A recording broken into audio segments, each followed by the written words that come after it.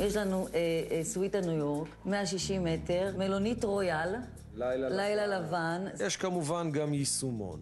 אילנה אלוני פיתחה את האפליקציה מבוססת המיקום iRooms, הטינדר של הנופש הגמיש, זה המונח שלמדתי ממנה. תראה איזה פינוק. האפליקציה מאתרת מה יש בסביבה, כמובן כולל צילומים ותעריף וקישור לווייז והכל. האפליקציה נולדה מהצורך.